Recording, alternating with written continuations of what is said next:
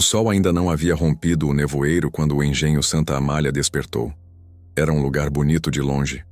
As palmeiras altas, o canavial se estendendo até onde a vista cansava e o cheiro adocicado da garapa misturado ao do barro molhado. Mas quem vivia ali sabia, aquele chão não era manso. Tinha sangue demais misturado à terra. O coronel Ambrósio de Albuquerque, dono e senhor de tudo o que o olhar alcançava, acordava antes do primeiro canto do galo. Mandava trazer água morna para lavar o rosto e café forte, sem açúcar. Dizia que o açúcar era para vender, não para gastar com boca de gente. Homem de voz grossa e coração de pedra, Ambrósio era conhecido por dois feitos: a riqueza que crescia a cada safra e a crueldade que aumentava com ela. Diziam que o coronel tinha o diabo no temperamento e Deus no discurso. Falava de fé nos domingos, mas distribuía castigo de segunda a sábado. Era homem de missa e moenda, e fazia questão de que ambas funcionassem pontualmente. Naquela manhã de 1838, o cheiro do melaço subia pesado pelo ar. Os escravos já se alinhavam, pés descalços, mãos calejadas, o corpo marcado por cicatrizes que o tempo não apagava mais. No centro do terreiro, a moenda girava lenta, gemendo com um som que parecia vir das entranhas da terra. Era movida por bois, mas quem conhecia o lugar jurava que o barulho lembrava o choro de gente. Uns diziam que eram as almas que morreram moídas junto da cana. Outros que era o aviso de algo que vinha chegando. O coronel saiu da casa grande com o chicote na mão e o olhar de quem acha que o mundo foi feito para obedecê-lo. A cada passo, o som das botas batendo no chão ecoava pelo terreiro como um aviso. Os trabalhadores abaixavam a cabeça, calados, menos um. No canto, um velho chamado Jeremias, que já passava dos 60, errou o compasso da moenda. O coronel parou, olhou devagar e sorriu de canto. "Velho decrépito, tua vista já não presta pra nada, né?" disse. O homem tentou explicar, mas a voz falhou. O chicote respondeu por ele. Foram 3 estalos secos, a dor cortou o ar e o silêncio que veio depois parecia pesado demais. Mas foi naquele instante entre o ranger das rodas e o olhar do velho que algo mudou no ar. Como se a moenda, cansada de moer cana e carne, tivesse escutado o grito e guardado o rancor. Ninguém percebeu, mas enquanto o coronel voltava para a casa grande, uma das correntes da engrenagem vibrou diferente.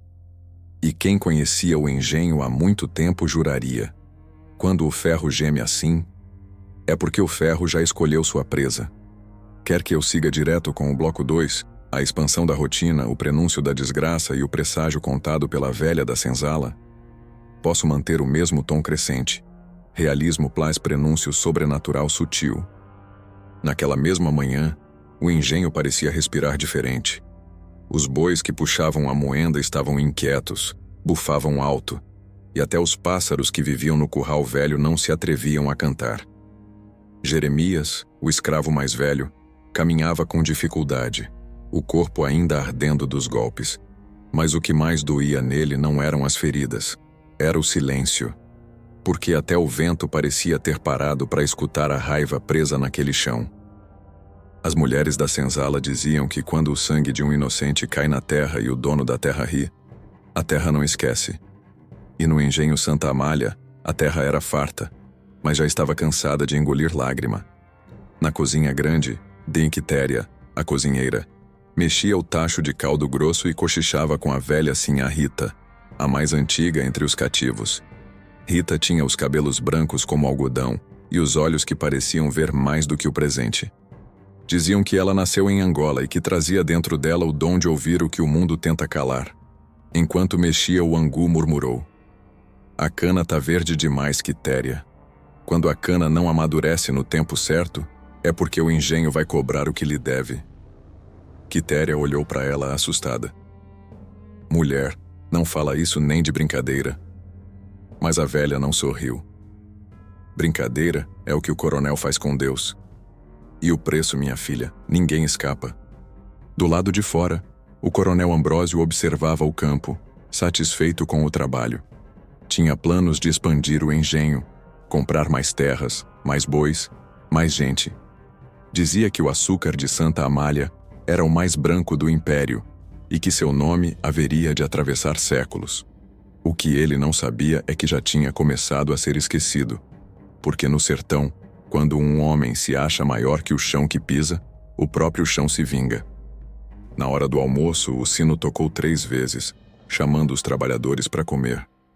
Mas o som do sino veio rouco, como se o ferro tivesse engasgado.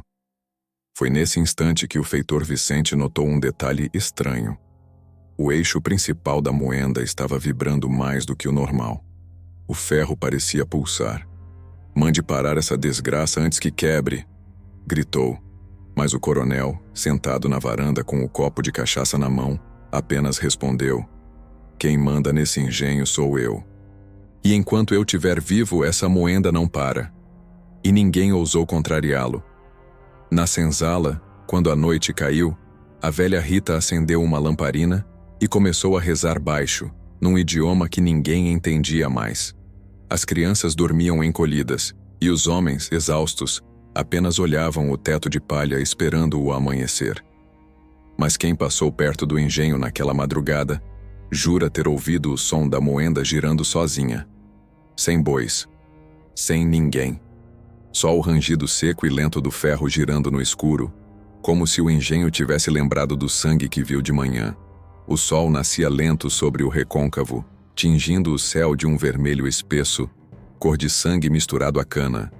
As palmeiras curvavam as copas sob o vento salgado que vinha do mar, e o engenho Santa Amália despertava em meio a um calor que não era apenas do verão.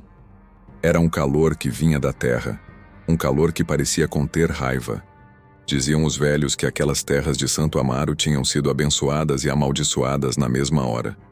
Era dali que saíam os fardos de açúcar mais brancos do império, e os gemidos mais longos das senzalas, a mistura perfeita de riqueza e pecado. O coronel Ambrósio de Sá Barreto, dono do engenho, se gabava de que nenhum outro homem no recôncavo produzia tanto quanto ele. Tinha mais de 200 cativos, 3 casas grandes, 2 esposas, e um orgulho que não cabia nem nas paredes do casarão. Chamavam-no de o Rei do Açúcar, mas naquela manhã até o rei parecia inquieto. O feitor Vicente, que vigiava as moendas, notou que a engrenagem gemia como se estivesse chorando. O ferro, que antes cantava firme, agora parecia ter perdido o compasso. Os bois relutavam em puxar o eixo, e os trabalhadores, supersticiosos, trocavam olhares silenciosos. "É coisa da terra, senhor", murmurou um deles, sem erguer a cabeça. "Terra não fala, desgraçado. Ela obedece", respondeu o coronel, batendo o cajado no chão de barro. Mas o chão, naquela manhã, não pareceu obedecer. O coronel deu um passo e sentiu o solo vibrar sob o calcanhar. Foi rápido, como um tremor pequeno, mas o suficiente para fazer o copo de cachaça da varanda tremer também. A velha Rita de Iemanjá, como chamavam a escrava mais antiga da casa, olhou para o horizonte e sussurrou: "A terra está avisando, e o senhor não sabe escutar." Ela era baiana de Santo Amaro, filha de mãe Nagô e pai Banto. Dizia-se que ouvira as vozes do rio Paraguaçu ainda menina, que os mortos falavam com ela no som das águas, e que desde que o coronel mandara açoitar Jeremias até o osso, por ter derrubado um balde de caldo quente, o engenho nunca mais dormira em paz. À noite, o vento trazia gemidos vindos da moenda, e havia quem jurasse ver luzes azuis dançando entre os canaviais, como se as almas dos que morreram debaixo do sol tivessem voltado para trabalhar na escuridão. Mas o coronel ria. Dizia que medo era coisa de preto, e que se a terra tremia, era sinal de fartura. Mais colheita, mais açúcar, mais lucro. No entanto, o feitor Vicente, homem rude e supersticioso, acordou suando frio naquela madrugada. Sonhara com o eixo da moenda girando sozinho, e no meio do som metálico, ouvira uma voz, rouca, arrastada, que dizia: "Quem vive do sangue, há de ser moído com ele." Vicente se benzeu, mas não contou nada a ninguém. Só pediu licença para não ir até o engenho naquele dia. E foi assim, por medo e silêncio, que o presságio da desgraça começou a se cumprir.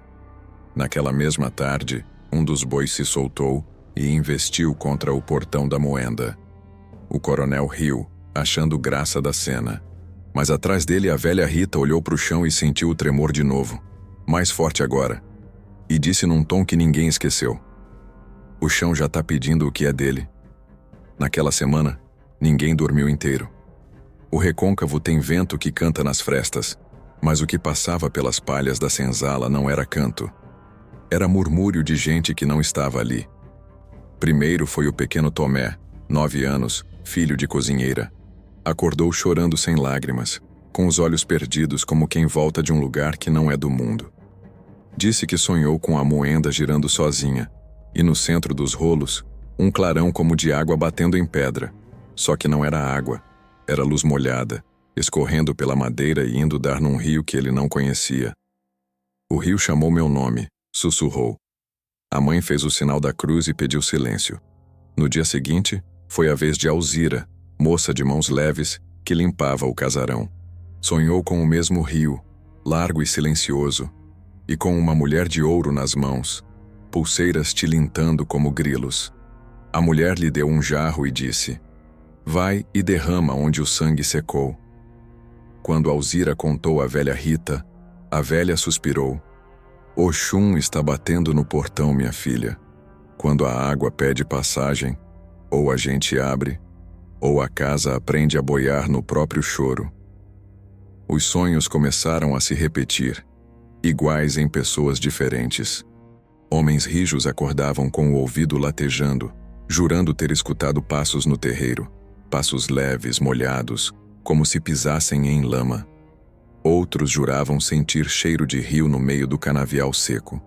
As crianças falavam de peixes brilhando no ar, nadando por cima das cabeças, e ninguém sabia se era loucura de fome ou recado de santo.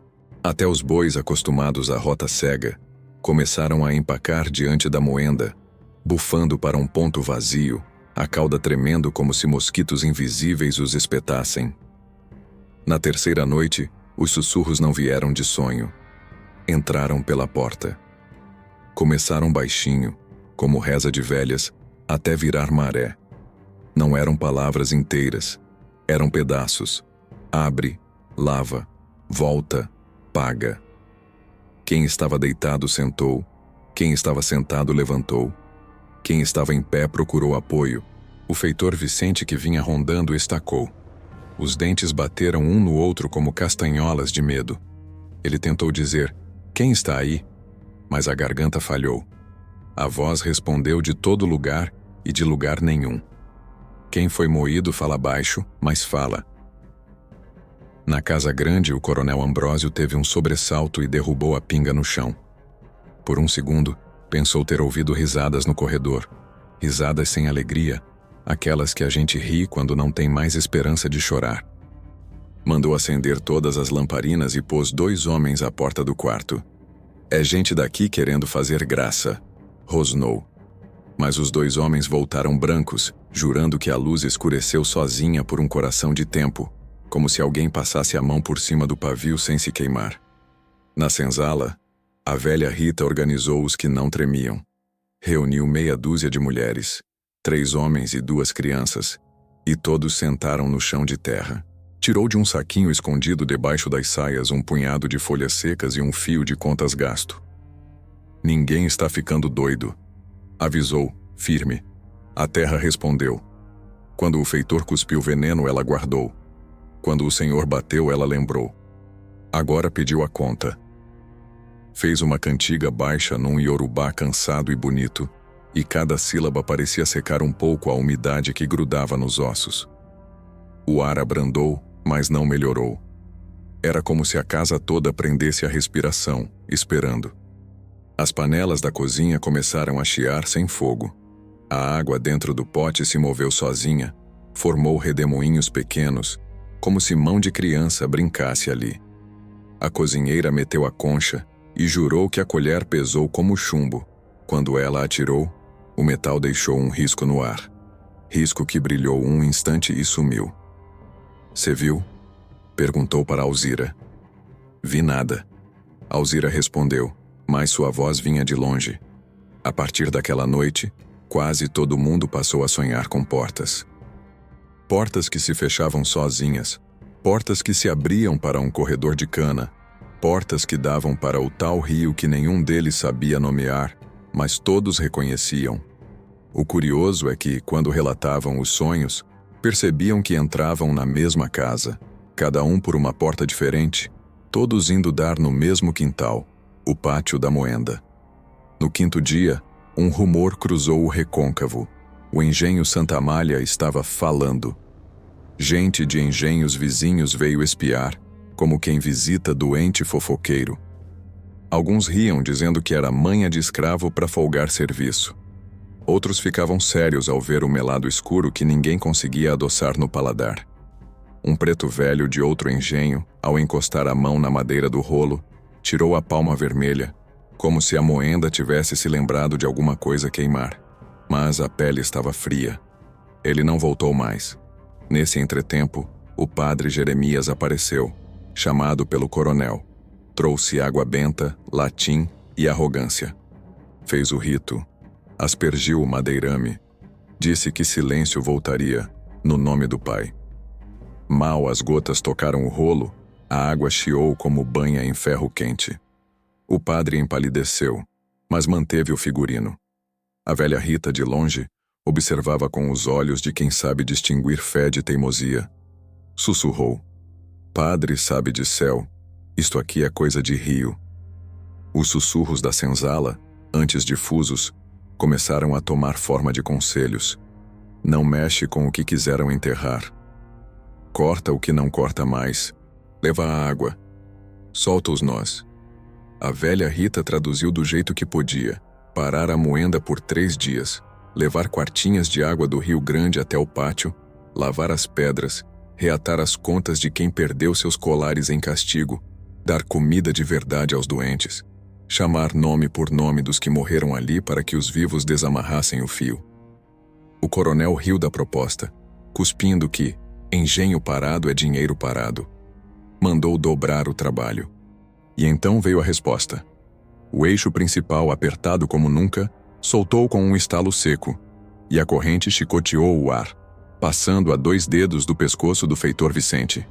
Ele caiu de joelhos, chorou sem lágrima, gemeu sem som e murmurou: eu escutei meu nome dentro da madeira. Na madrugada seguinte, ninguém precisou sonhar. Um barulho de água tomou a noite.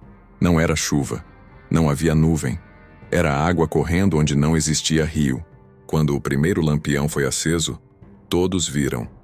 Filetes brotavam das frestas do engenho e se juntavam no terreiro, contornando as pegadas de quem passava, subindo pelas paredes como era líquida e voltando para o chão.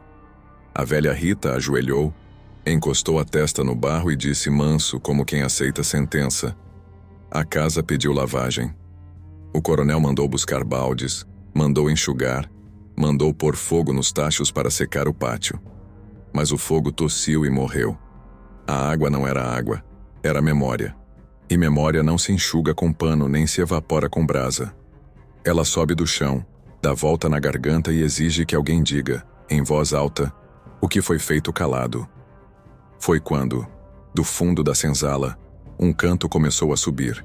Primeiro uma nota, depois outra, depois centenas de vozes que nunca haviam ousado cantar juntas.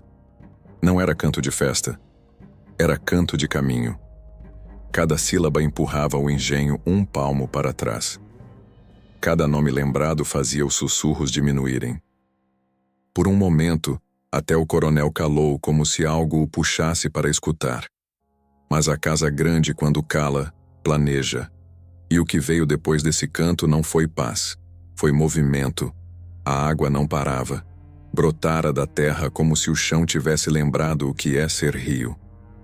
Corria entre as pedras do pátio, subia pelas escadas da casa grande, invadia a Moenda com um rumor manso e constante. O som de quem não pede passagem, toma. Os escravizados olhavam calados, com os pés nus já submersos. O coronel berrava ordens que se dissolviam no ar quente. Enxuguem, tapem, abram valas. mas cada enxada que tocava o chão quebrava como os ossos de um velho. O feitor Vicente, que antes ameaçava com o chicote, agora tremia. Tentou arrancar o eixo da moenda, mas o ferro estava quente demais, como se tivesse engolido fogo. Quando puxou com força, o metal vibrou e um jorro d'água saiu do centro do maquinário, como se o engenho tivesse cuspido o próprio coração. A água era clara, mas quem olhasse fundo via reflexos de rostos. Rostos que não estavam ali. A velha Rita veio até o pátio, o corpo curvado, o olhar de quem já viu o tempo inteiro passar por dentro de uma lágrima. "Eu avisei", disse ela, sem raiva, só cansaço. "Oxum mandou lavar. O que for limpo fica, o que for sujo afunda." O coronel tentou rir, mas a risada saiu quebrada. O suor escorria-lhe pela testa, e quando ele passou a mão, viu os dedos manchados de melado escuro. O gosto era doce, mas o cheiro de ferro. Na senzala, as mulheres começaram a cantar de novo. Era um canto antigo, de antes dos navios, de antes das correntes. O som subia junto com o vapor da terra, e a cada verso, as tábuas da moenda estalavam como se respondessem. Quem escutava de longe dizia que o engenho estava respirando. Os bois fugiram para o mato. Os homens tentaram acender as fornalhas, mas o fogo se negava a subir. Era como se o calor do inferno tivesse passado para o lado certo. O coronel caiu de joelhos na varanda. Gritou que ia pagar promessa, que ia libertar metade dos cativos, que ia erguer capela. Mas a velha Rita apenas balançou a cabeça e respondeu: "Agora é tarde. Promessa feita com medo é mentira com reza." O chão começou a vibrar. As paredes tremeram. A moenda girou sozinha, lenta e firme, sem boi, sem mão, sem vento. O som era grave, metálico, quase humano. Parecia uma gargalhada, uma risada sem alegria, mas cheia de certeza. O coronel tentou se levantar, tropeçou, e a bota afundou no barro até o tornozelo. A terra o segurava. Ele chutou, esperneou, mas cada movimento o puxava mais. Rita, imóvel, o olhava com os olhos de quem vê o fim e o começo da mesma coisa. "A terra chamou", ela murmurou. "E quem deve vai." A água subiu mais um palmo. As tábuas da moenda se abriram num estalo, e o coronel foi puxado com a força de quem é cobrado por séculos. Gritou o nome de Santos, o nome do pai, o nome do engenho, mas nenhum respondeu. A roda girou uma última vez, cuspindo espuma dourada, misturada a sangue. E então tudo parou. O silêncio caiu sobre o engenho Santa Amália, como mortalha. Nem vento, nem bicho, nem voz. Apenas o cheiro de açúcar queimado, melado e ferro. No dia seguinte, quando o sol voltou, só restava um espelho d'água no pátio, refletindo o céu do recôncavo. O engenho, agora em ruína, parecia dormir. E de dentro dele, de vez em quando, ainda se ouvia o som lento da moenda girando sozinha. O recôncavo nunca esqueceu o dia em que o engenho Santa Amália virou espelho d'água. O sol ainda ardia sobre o canavial, quando os moradores das redondezas começaram a perceber o cheiro vindo do vento, uma mistura de açúcar queimado, ferro e maresia. Quem morava a léguas dali jurava ver fumaça subir sem fogo. Outros diziam que a fumaça era neblina, e que dentro dela andavam sombras, carregando ferramentas e lamparinas acesas. Mas ninguém se aproximava. O nome do lugar se espalhou como rumor e maldição. Os vaqueiros, que antes cortavam caminho por entre as cercas do engenho, passaram a dar voltas longas, jurando ouvir gritos quando o vento batia do lado do rio. Aos poucos, Santa Amália deixou de ser nome de engenho e virou nome de assombração. Diziam que a terra ali tinha sede, e que a água que cobriu o pátio nunca mais secou, porque o chão guardava dentro de si o peso de todos os corpos que o açúcar exigiu. Os escravizados sobreviventes foram recolhidos por outras fazendas.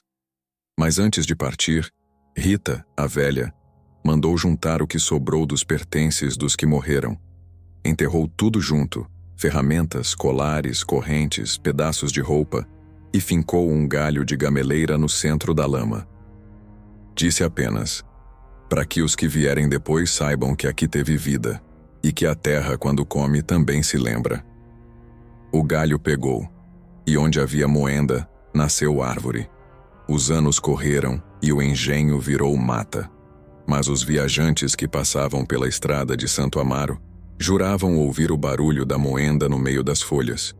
Um estalo seco, como madeira rangendo contra metal. E logo depois, o som de água caindo. Décadas mais tarde, quando o império já se despedia e os ecos da abolição ecoavam pelo litoral, os novos fazendeiros tentaram reerguer o engenho. Mandaram homens cavar os alicerces antigos. O primeiro que desceu a pá no barro gritou. De dentro da terra, a água subiu, límpida e gelada, e dentro dela boiava uma folha de gameleira, verde, viva, impossível. Foi o bastante para desistirem. A história correu pelos terreiros, pelas feiras, pelas bocas das lavadeiras que ainda cantavam às margens do rio Paraguaçu. Diziam que a moenda, afundada, ainda girava lá embaixo, e que quando o rio subia em tempo de chuva, o barulho se misturava às águas, transformando o murmúrio em ladainha. Alguns chamavam de castigo, outros de justiça. Mas quem entendia de verdade dizia apenas que a água tinha feito o que o homem não soube fazer: lavar o sangue da terra. Com o tempo, Santa Amália virou ponto proibido. As crianças eram ensinadas a não brincar por ali, e os adultos a não pescar perto da margem onde o espelho d'água se formava. Mesmo assim, às vezes, curiosos apareciam. Gente que dizia querer provar coragem, ou rezar pelos mortos, ou encontrar ouro no fundo do engenho. Poucos voltavam. Os que voltavam, voltavam mudos, e com o olhar de quem viu o que não devia ser visto. Foi um desses homens, um viajante vindo de Cachoeira, quem primeiro contou o que todos temiam confirmar. Disse que viu a moenda inteira lá no fundo, reluzindo à luz da lua, que dentro dela havia uma sombra presa, imóvel, olhando para cima. E quando ele se abaixou para ver melhor, o rosto da sombra se mexeu e sorriu. Depois desse relato, ninguém mais ousou chamar o lugar de engenho. Passou a ser conhecido apenas como Lagoa do Coronel, e até hoje, quem passa por Santo Amaro em noites de lua cheia jura ouvir o rangido metálico vindo do mato, seguido por um som de respiração funda, como se a própria terra suspirasse lembrando o preço que pagou. Alguns dizem que é lenda. Outros afirmam que nas noites mais quentes a água ainda brilha como se estivesse sendo moída por dentro. Mas todo mundo concorda num ponto: onde o sangue correu, o rio nunca esquece o caminho. O tempo passou, mas o medo não. No recôncavo, há coisas que o calendário não apaga. Quando as chamas da abolição se espalharam e o som das correntes foi trocado pelo sino das igrejas, Santo Amaro já carregava seu próprio silêncio. O da Lagoa do Coronel. Ninguém mais dizia engenho. Dizia-se aquela água ou o lugar do mergulho, ou simplesmente lá embaixo. E bastava isso para que todos entendessem. Os filhos dos libertos cresceram com o aviso nas orelhas. Nunca corta cana de noite, nunca acende fogo perto da lagoa e nunca chama o nome de quem a terra levou.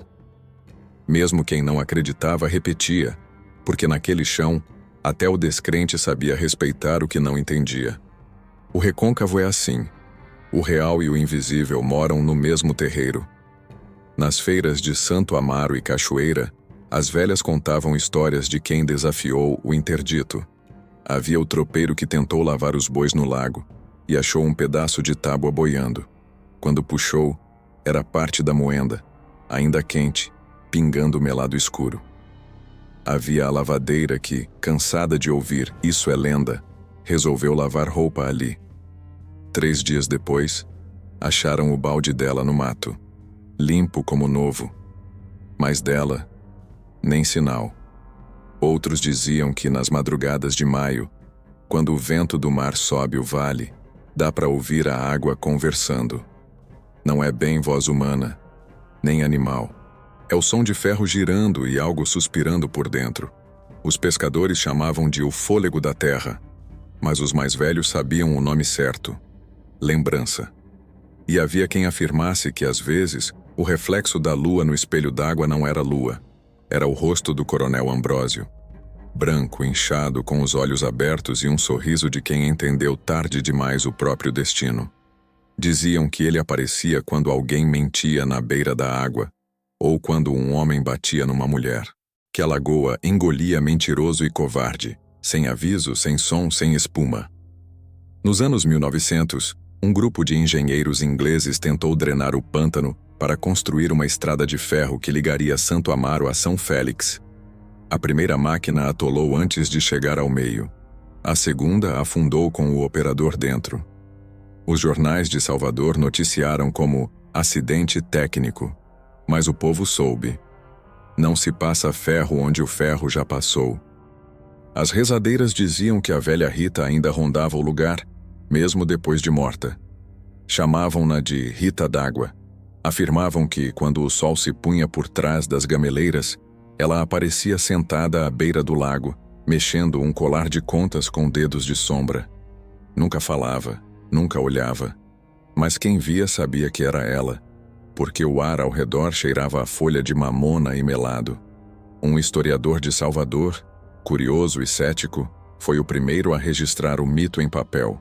Chamava-se Aureliano de Sá e escreveu em 1912 um pequeno ensaio chamado As Superstições do Recôncavo. Lá, ele descrevia o caso da Lagoa do Coronel com ironia acadêmica, dizendo que a população rústica mistura reminiscências do regime escravista com lendas de feitiçaria africana. Mas no diário que deixou inédito encontrado décadas depois, havia uma anotação que nunca chegou à publicação. Acampei perto da lagoa. À meia-noite, ouvi barulho de moenda. Penso ter visto uma luz sob a água e uma mulher velha acenando devagar. Quando me aproximei, a luz apagou. A água ainda pulsa. Algo vive ali. Depois disso, ninguém mais quis estudar o caso. O nome do historiador desapareceu das listas oficiais e os moradores mais antigos diziam que ele voltou para o rio.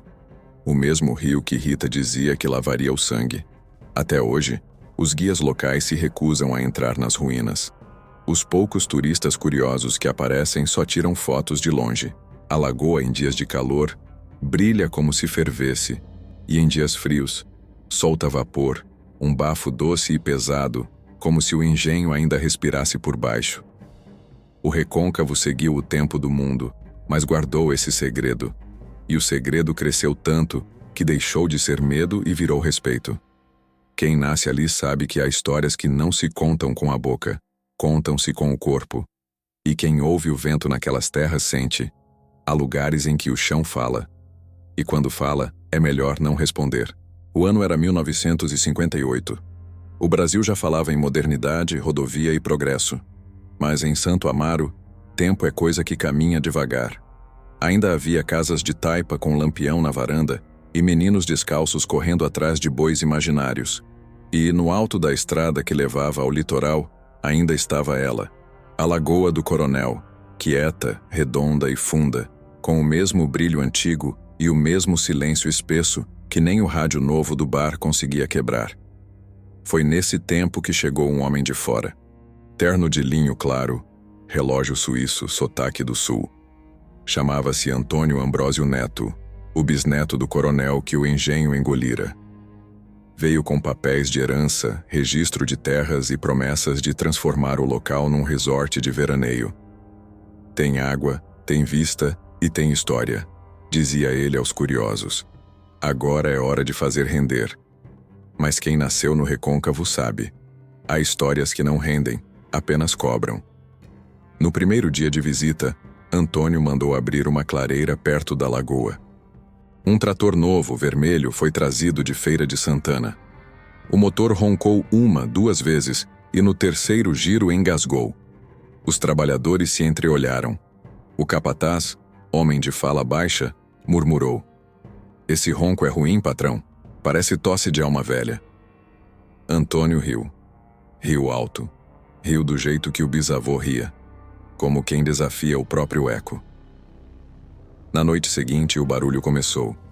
Primeiro, uma vibração leve, como tambor distante. Depois, o som nítido de madeira rangendo. E então o cheiro. O mesmo cheiro antigo, doce e metálico que o vento trazia quando a terra queria contar história. Os mais velhos reconheceram na hora, mas o novo dono não acreditava em velhos. Mandou perfurar o chão, instalar bombas d'água, canalizar o brejo. Cada golpe de pá vinha acompanhado de um estalo. E a cada estalo, um dos trabalhadores caía doente. Tontura, febre, sonhos ruins. Um deles, o mais novo, acordou no meio da madrugada e disse que sonhara com uma mulher vestida de branco, mexendo um colar de contas à beira da água. Ela dizia: "Diz a ele para ir embora. A terra não quer outro Ambrósio." No terceiro dia, o trator afundou. Sem chuva, sem erosão, o chão simplesmente abriu. O motor gritou e sumiu num estalo seco. Antônio ficou parado, o olhar vidrado, o corpo teso. E quando deu um passo à frente, ouviu o barulho da moenda, nítido, profundo, o mesmo que o vento carregava há mais de um século. Tentou convencer a si mesmo de que era vento, eco, superstição. Mas o corpo não acreditava. O suor descia frio, o peito doía, e por um instante jurou ver o reflexo de um rosto na lagoa. Não o seu. Um rosto mais velho, com os mesmos olhos e o mesmo sorriso. Naquela noite, a lua estava cheia, e pela primeira vez em muitos anos, o povoado ouviu o som da moenda girando. Os cães uivaram, os bois fugiram, e os velhos voltaram a rezar, não pelo homem que chegou, mas pela terra que voltava a cobrar. Antônio não foi visto na manhã seguinte. Os homens acharam apenas o relógio suíço boiando perto da margem, parado às 3h27. No local onde ele dormira, a terra estava molhada, mas o ar estava seco. O capataz, ajoelhado, murmurou. O sangue voltou para casa. A notícia se espalhou rápido, mas ninguém chamou polícia. No recôncavo, quando a terra engole, o povo entende. É justiça antiga, coisa que o tempo não apaga. A lagoa continuou lá, igual, serena, com o brilho da lua se movendo sobre ela. E quem passou por perto naquela noite jurou ouvir, por baixo da água, o som de uma engrenagem girando devagar, como se o engenho tivesse respirado de novo.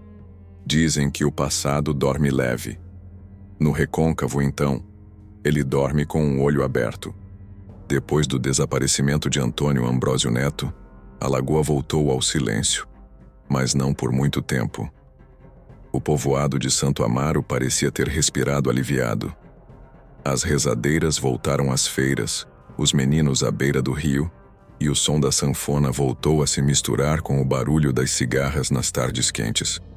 Mas o silêncio da lagoa era outro tipo de calma, a calma que o mar tem antes de subir. Naquela época, o rádio já contava as novidades de Brasília, mas as vozes de dentro do recôncavo continuavam falando de coisa antiga.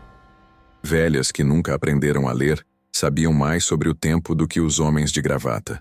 E todas diziam o mesmo. Quando o chão dorme demais é porque sonha com o que perdeu.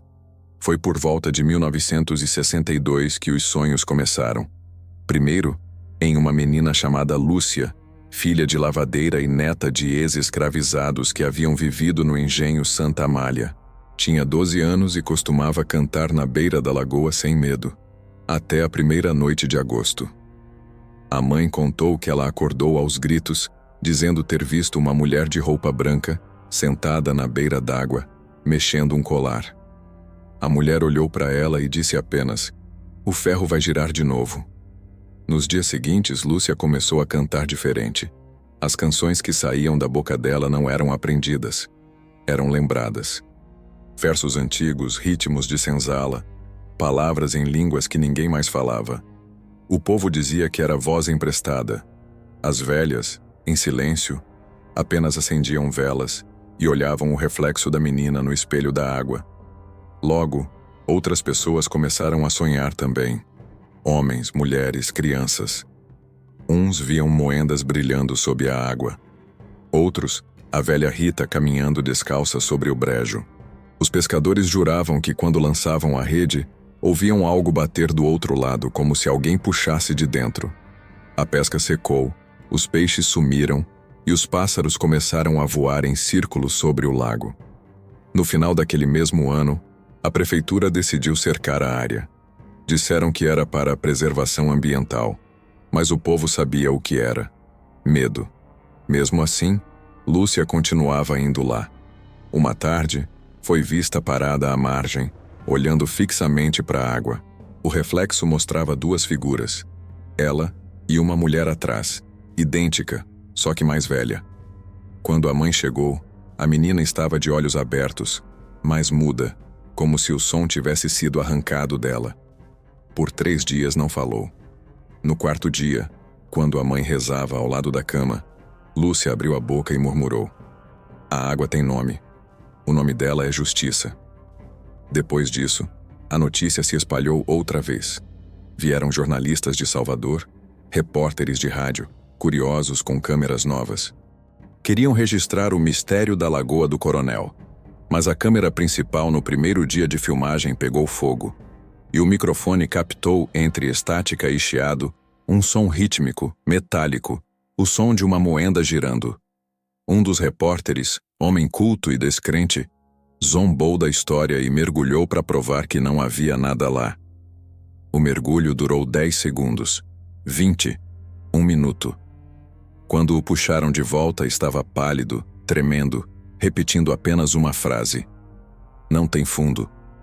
A água desce, desce, e a engrenagem ainda se mexe. A filmagem nunca foi ao ar, mas o som, gravado por acaso, virou lenda. As rádios locais começaram a reproduzir o ruído metálico em programas noturnos. Gente chorava ouvindo, outros riam, mas ninguém negava. Havia ritmo ali, como se a própria terra estivesse trabalhando outra vez.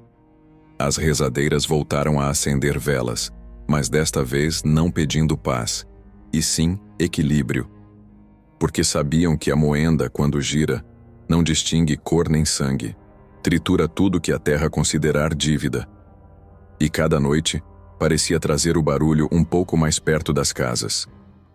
O vento, antes doce, começou a ter gosto de ferrugem. Os galos pararam de cantar na madrugada, e a velha Rita, dizem, voltou a ser vista, não na lagoa, mas nas ruas. Cabelos brancos, colar de contas, passos lentos. Cumprimentava as crianças, olhava para os adultos e dizia: "A roda voltou, quem deve vai pagar." Em 1963, Santo Amaro parecia viver entre 2 mundos. De um lado, o progresso. O rádio falava em João Goulart, reformas e indústria. Os jovens sonhavam em ir para a capital estudar. Do outro, a lagoa, imóvel, silenciosa, com aquele brilho úmido que nunca desaparecia. Mas algo nela começava a mudar. Pequenas bolhas começaram a subir à superfície, como se o fundo respirasse. O cheiro, antes doce, tornou-se ácido, metálico. O vento que vinha da direção do brejo trazia um murmúrio. Não o som da moenda, mas algo mais baixo, mais humano, como se o chão estivesse rezando. Os primeiros sinais foram sutis. Uma cabra encontrada morta na margem, o gado evitando o pasto ao redor. Depois vieram os acidentes. Um menino caiu da ponte velha e nunca mais foi visto. Um homem que tentava cortar lenha perto da lagoa teve a perna presa por algo invisível. Jurou que foi uma corrente. A perna infeccionou, e em menos de uma semana o homem morreu. O povoado começou a se dividir entre os que rezavam e os que riam. Os que riam, riram pouco. Porque quanto mais zombavam, mais coisas aconteciam. Na festa de São João daquele ano, o bar de Zé Pequeno foi o último a fechar. Gente dançando, zabumba tocando e o cheiro de cana queimando no ar. De repente, o gerador parou.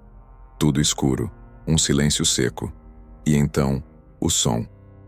O mesmo som que o rádio tinha gravado. O de metal girando e madeira rangendo. O som da moenda. Alguns pensaram que era brincadeira. Outros, que o vento brincava com a lembrança. Mas quando o chão tremeu, só um segundo, uma vibração leve. As garrafas caíram das prateleiras. Uma mulher gritou: "É o engenho, ele acordou." A notícia se espalhou no dia seguinte. Ninguém foi trabalhar.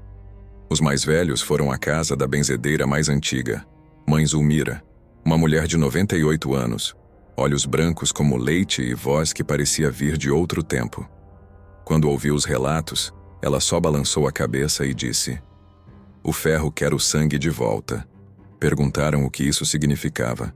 Ela explicou que o ferro da moenda tinha bebido sangue demais, de escravizados, de coronéis, de inocentes, e que agora, com o bisneto Ambrósio engolido, a dívida tinha se reaberto. O ferro sente falta do gosto. Vai chamar até se saciar. Os homens tentaram esvaziar a lagoa. Vieram caminhões, bombas, engenheiros. Trabalharam 2 dias e 2 noites. No terceiro, o motor das bombas travou. No quarto, uma delas explodiu. Quando foram olhar o reservatório, a água estava limpa. Limpa demais. Nenhum lodo, nenhum peixe, nenhuma folha. Como se a natureza tivesse engolido tudo o que não servia. Naquela mesma noite, Lúcia, a menina dos sonhos, desapareceu. A mãe contou que ela saiu para buscar água no poço e não voltou. Na beira da lagoa acharam as sandálias dela e o colar de contas que antes pertencera à velha Rita. O colar estava partido, e no meio das contas havia um pedacinho de ferro, pequeno, curvado, como um dente de engrenagem. Foi o suficiente para reacender o medo. As velhas começaram a dormir de roupa, prontas para correr se o chão tremesse. Os homens acendiam fogueiras para espantar o vento. Mas o vento vinha mesmo assim, quente, pesado, com cheiro de ferrugem e cana queimada. E quando passava, as lamparinas piscavam e as galinhas gritavam dentro dos galinheiros. O padre local tentou fazer uma procissão, bênção da lagoa, água benta, cânticos. Mas quando jogou a primeira gota de água santa na margem, o chão borbulhou. E o sino da igreja, lá em cima, começou a tocar sozinho. Ninguém mais duvidou. O engenho estava acordado. Na semana seguinte, uma nova tragédia. O corpo de um trabalhador foi encontrado boiando, o rosto tranquilo, sem ferimentos. Mas quando o tiraram da água, perceberam. O peito estava gelado como metal, e as mãos estavam cobertas de pequenos cortes circulares, como se tivesse tentado segurar uma roda em movimento. O delegado veio de Salvador, mas desistiu do caso no segundo dia. Disse em voz baixa que o lugar tinha algo que não era da alçada da polícia, e foi embora antes do pôr do sol. Desde então, o povo passou a chamar a lagoa por outro nome, Engenho de Dentro, porque acreditavam que o engenho ainda estava lá, funcionando por baixo da terra, moendo o que restava do mundo. E às vezes, quando o vento passa leve pelo canavial, o som volta. Baixo, distante, mas claro o bastante para lembrar a todos. Nada que é feito com sangue se perde. Só dorme, até alguém chamar de volta. O tempo passou, mas em Santo Amaro ele nunca passou direito. No calendário, 1974. No coração do povoado ainda era o mesmo medo antigo. O medo que se aprende no berço e se transmite no olhar. A lagoa, agora cercada por mato alto, permanecia quieta, respirando baixo. Mas o silêncio dela pesava. Era o tipo de silêncio que dá dor de cabeça, que pressiona o peito e faz o ar ficar denso demais para respirar. Foi nesse tempo que chegou um homem chamado Padre Inácio de Mendonça, transferido da diocese de Alagoinhas. Homem novo, 30 e poucos anos, estudado, cheio de fé e pouco de medo. Disseram que ele vinha por fim à superstição, mas o que ele não sabia é que naquela terra, fé e superstição moravam na mesma casa. No primeiro domingo, ao celebrar a missa, notou o esvaziamento das fileiras da frente. As pessoas sentavam-se longe dele, como se a proximidade pudesse despertar algo. E quando mencionava o nome da lagoa em pregação, o ar da igreja mudava, as velas tremiam, o sino batia devagar e um vento frio soprava por baixo da porta. Na segunda semana, ele decidiu ir até lá, sozinho. Levava um crucifixo, um terço e uma garrafa de água benta. O caminho era de barro e silêncio. Chegando, parou diante da água. A superfície estava lisa, sem vento, mas o reflexo mostrava algo que o ar não mostrava: rosto de mulher. Os traços suaves, o olhar triste, o colar de contas balançando. Padre Inácio ajoelhou-se e começou a rezar, e o reflexo sorriu. O medo lhe atravessou o corpo, mas ele continuou. Jogou a primeira gota de água benta. Nada. A segunda.